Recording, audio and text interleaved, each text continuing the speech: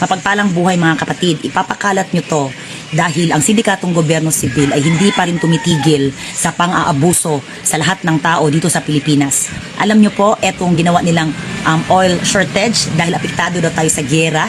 Sinabi ko na po sa inyo na napakalayo natin sa Iran. So eto ang Pilipinas, nandito ang Iran. Kita nyo po, ari ang Iran, the Strait of Hormuz. Napakalayo po. At etong Singapore na napakalapit sa Pilipinas, proximal ay nag-offer. So, nagsulat ang Singapore sa Pilipinas na Pilipinas, para hindi na kayo mahirapan, ay nandito kami, inyong mga kapatid, para bigyan kayo ng murang gas, murang krudo, murang fuel na nalang. Pero ang Pilipinas, ang tamad na Department of Energy, ikaw Sharon Garin, wala man dyan kay kwenta, no? Okay, you're not doing your job para pamurahin ang presyo ng krudo, ng gas, ng kerosene. Wala kayo ginawa. Pulpul tamad. Kaya tinuruan ka ng Singapore. So sabi ng Singapore, okay, sulatan nyo ang PENT. Siyempre meron niyang letter of intent. Every time makikipag-negotiate ka sa civil system, no, ay meron kang letter of intent, LOI. Sabi ng Singapore, sulatan nyo ang PENT Alpha Private Limited. Ito si Mr. Wayne Yuton, ang authorized representative at lead enforcer to the refinery ng PENT Alpha, na bibili tayo ng gas sa Singapore, no? So meron ditong email at saka yung office address kay Mr. Wayne Yuton. Tinuruan sila na paano ang process sa importation, paano yung product passport, yung statement of product availability, commitment letter to supply. Ang dami-dami pa nito, authority to verify, authority to sell, basta buyer and seller contract, parang gayon.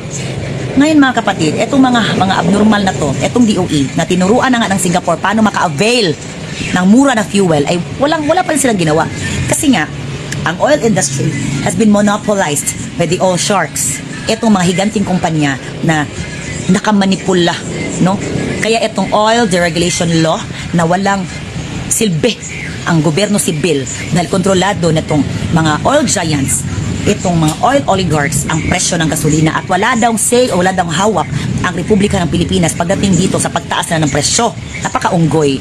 This is actually the first time in the history mga kapatid na nag-rollback, ang sabi ni BBM ko, no, na mag-rollback ng up to 40 pesos. Today, nag-rollback siya ng 21. Can you imagine na lahat ng paandar the price hike and the rollback ay paandar nila lahat. Ginagago ang tao. Sistema ba? So 21 pesos daw yung rollback. In my 44 years of existence at yung mga advisors natin, no, na sobrang tagal na sa industriya, itong paglalangis, ay ito daw ang pinaka-grabe na rollback na masasabi mo talaga na isang malaking kalokohan. Di sindikato ta kapatid, ginagago tayo ng paulit-ulit. Kaya papakalat nyo kung paano nila hindi ginawa ang kanilang trabaho. So now, ang sabi dito na bibili ang Pilipinas ng 100,000 metric tons of fuel sa Singapore. Tinuruan na ang Pilipinas, hindi pa nila gumalaw. So ito yung sinasabi natin na parang pinaka-importation cost model. April 10, no? Bibili sa Euro 4 diesel ng Singapore. So per metric ton ay merong 1,180 liters. Therefore, bibili ng 100,000 metric tons ay hindi daw kakasya yan. 50,000 metric tons lang ang kaya. So it's like 50 million plus liters ang ma-deliver ng Singapore. Ang dami niyan, hindi yan kayang ubusin mga kapatid. Di talaga. Nandito na ang cost per liter is 41 pesos and 52 cents only. And because we have this importation, distribution, and storage fees, meron pa tayong storage deposit to acquire, meron pa tayong broker's fees, duties, port charges, 5G gabihan nila, ay mga survey daw nila, wharfage, incidental charges, 12% input VAT, dan nakuha na taba na yungit, excise tax, BIR fuel marking, 2% CME per liter of diesel, subject to actual cost, VAT differential, and shipping cost, Singapore to Philippines. So, nag-a-add on ng 19.9 pesos. Kaya yung pinaka-landed cost is 61 pesos and 44 cents ang presyo. Tutubo ang mga oligarchs, itong mga players ng 10 pesos plus, kaya ang benta nila is dapat 71 pesos lang per liter.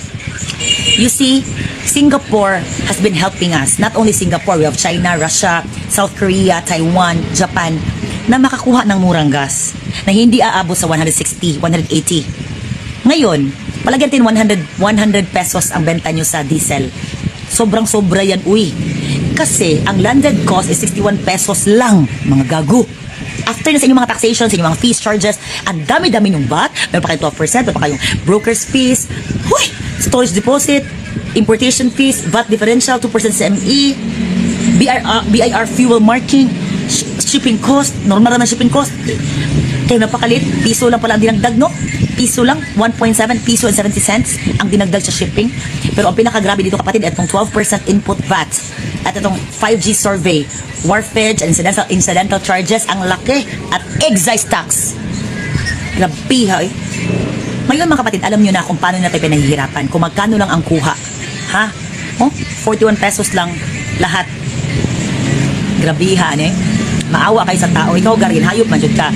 Department of Energy, lahat kayo diyan. Congress, Senate, lahat kayong representatives namin, the representante, na dapat ipagtanggol ninyo ang mamamayan. Dahil apektado nga lahat.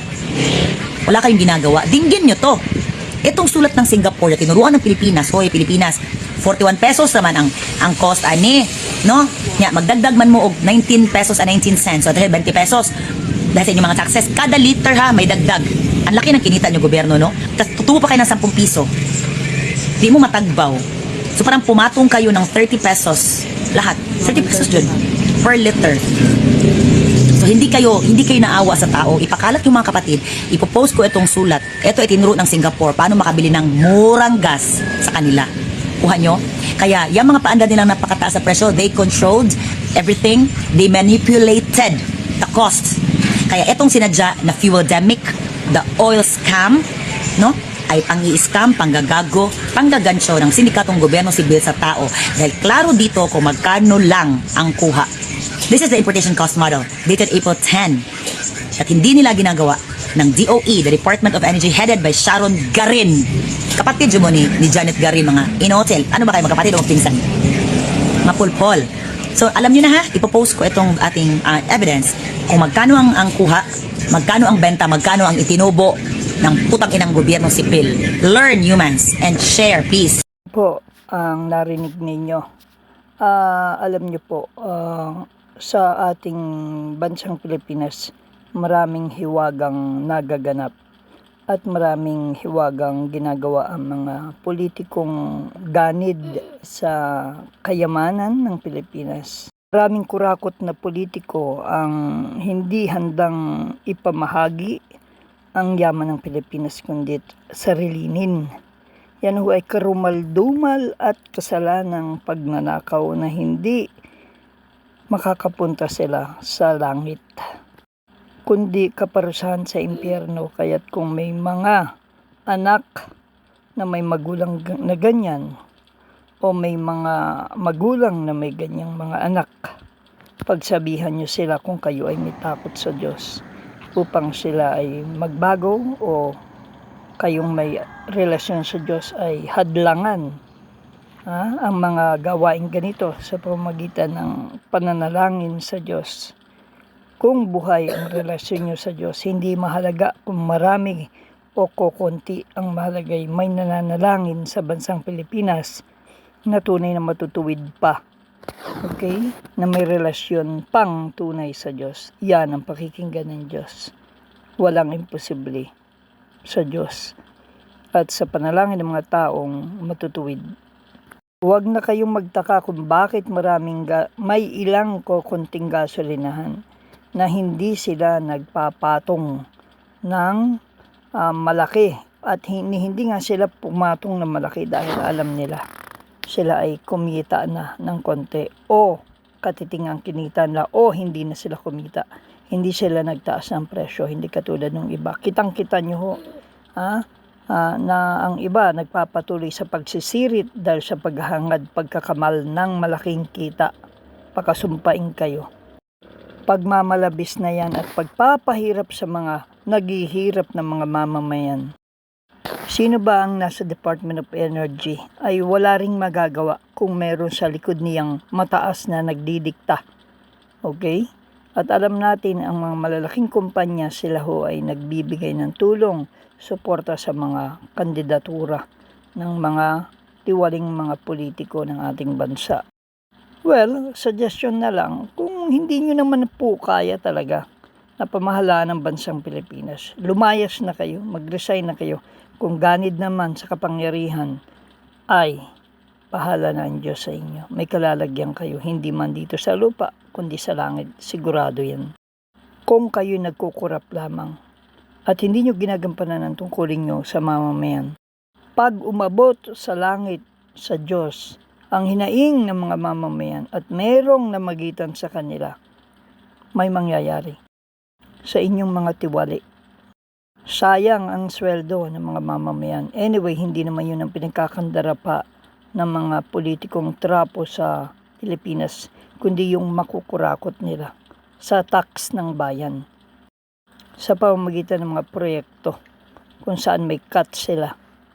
Hindi na tayo matutulungan ng mga investigasyon ng mga pulpul na iyan. Hindi na tayo matutulungan ng mga nakakulay ng mga politika o may mga hidden agenda. Okay? Pero ang Diyos may magagawa.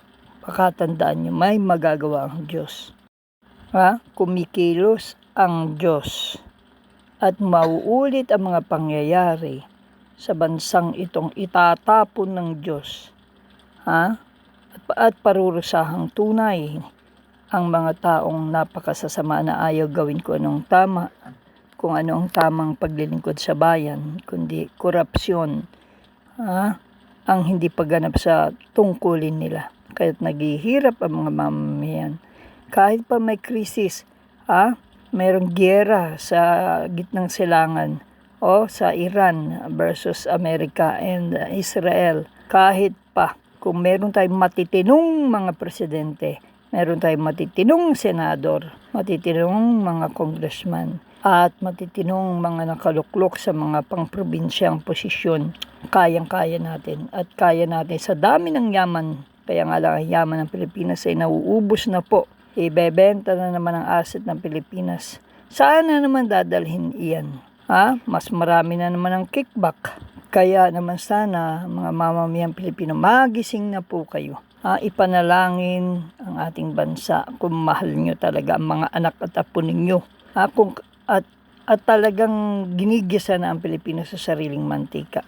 Pinapatay sa gutom at kahirapan. Kasabwat ang dyablo. Okay? Habang sila ay nagmamamantika ang bibig at sila ay yumayaman, nakakaipon ng lupain, nakakaipon ng mga bahay, maraming pera silang nakatago.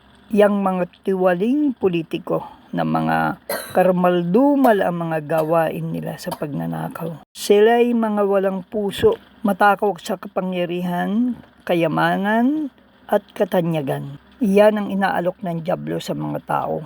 At kay Kristo nang siya nag-aayuno 40 days, pero tinanggihan ni Kristo. Sambahin lang daw ang dyablo. Sabi ng dyablo, sabi ni Kristo, lumayas ka Satanas, sinaway niya. Diyos lamang ang iyong paglilingkuran. Marami nang nagagalit, marami ang nagmamasid, marami ang hindi kontento. At palala naman ang Pilipinas. Maski, sinong presidenteng ilagay nyo kung hindi niya mahal ang Pilipinas, bubulusok tayo. Kung hindi niya kayang manguna sa Pilipinas, hindi matakot sa kanya ang mga korap na mga politiko sa baba, walang mangyayari. Tayo'y magsimula ng magtulak ng mga taong matitino, sila ang patakbuhin. Ang mga religious sector, sila ang kailangang magturo ng tama na tuwid ng mga nanunungkulan. Ang pipiliin, sabihin din ko sino ang hindi mga dapat na ibotong korap. Tayo rin kasing mga Pilipino ang nakikibagay. Tayo ang hindi umaasa sa Diyos, umaasa tayo sa politiko. Ayaw natin kilalanin ang Diyos at aral niya sa pamumuhay ng nais niya. Halos sambahin ng mga politiko dahil sa pagbibigay nila ng huwad na tulong, huwad na ayuda. Pero sila ay nanginginain, nagsisitaba sa mga cut, sa mga korupsyon, sa mga proyekto o mga pinopondohan sa pamahalaan. Kasama ang mga nagpapagamit sa kanila sa kasamaan. Mga nakikinabang na kaanak at alipores. Meron mang matino ay katiting ang tulad nila Sol Aragones ng Laguna Governor Kung si Biko, bihira yung katulad nila. Nila Hagidorn, bihira ang katulad nila. Nila Climaco ng Zamboanga, Hagidorn ng Palawan, bibihira, pero may uusbong. Manalangin kayo sa Diyos na may-ari ng lahat. Wala yan sa mga political group o dynasty o political parties, sa mga hidden agenda nila pag nakaupo na. Pare-parehas lang yan. Ang pagbabago ay nasa kamay ng Diyos. Yang mga korap na iyan, hindi na makababalik sila sa posisyon nila kapag meron ng inilagay ang Diyos sa mga matutuwid. At yung kayamanan nilang pinagnanakaw, hindi nila madadala sa langit yan. Oras mamatay sila unless ibalik nila sa bayan, ibalik nila sa mamamayan. Hindi sila maliligtas ng paggawa ng kabutihan. Hindi sila maliligtas ng pagtulong na totoong tulong, subalit sila ay magnanakaw. Hindi pwede iyon sa aral ni Kristo. Maski tunay ka pang maglingkod sa Diyos, tunay ka pang sumamba, tunay ka pang magsisi, pero hindi mo tinatalikuran ng kasalanan at may hawak kang kasalanan na ikaw lamang ang nakakaalam, yan ang hadlang sa pagtungo sa langit. Sa impyerno pa rin ang bagsak dahil bahagi ng buhay mo ang paghawak sa kasalanan, kinamumuhian at karumaldumal sa Diyos. Kayamanan, kamunduhan, tunay mong Diyos. Walang puwang ang mga ganyang tao sa langit, sabi ni Kristo at ng mga alagad niya. Hanap niyo ba yung mga masasarap na bigas na ihahain sa inyong hapagkainan? O nais niyo ring magtinda sa inyong sari-sari o rice dealer store? O mag-online rice business? Halina kayo dito sa Charan Ladya Rice Retailing na laging handang pagsilbihan at tulungan kayo. Available sa kanila ang masasarap, malalambot, de kalidad, napakagagandang uri ng mga bigas na pawang inani sa lalawigan ng Aurora. Kaya't ito'y first class at hindi durug-durug na nasa tamang presyo at husto pa sa timbang. Ang Charan Rice Retailing ay matatagpuan sa Barangay 4 sa bayan ng Maria Aurora sa Aurora Province, sa Mangasar Street, corner ML Quezon Street, patungo ng Maria Aurora Public Market. Ang Charan Ladya Rice Retailing ay kompleto sa dokumento at business permit. Makabibili sa kanila ng wholesale at retail price. Sila ay namimili rin ng mga aning palay sa magandang presyo. Maaari silang tawagan sa 0991-835-8153. Sila ay bukas mula umaga hanggang alas 8 ng gabi. So ano pang hinihintay nyo? Bili na! Tale as old as time, true as it can be. Barely even friends, then somebody bends unexpectedly. Just a little change, small to say the least. Both alike or scared, neither one prepared. Para sa NSK News ng NSK TV Channel, Narciso Co reporting.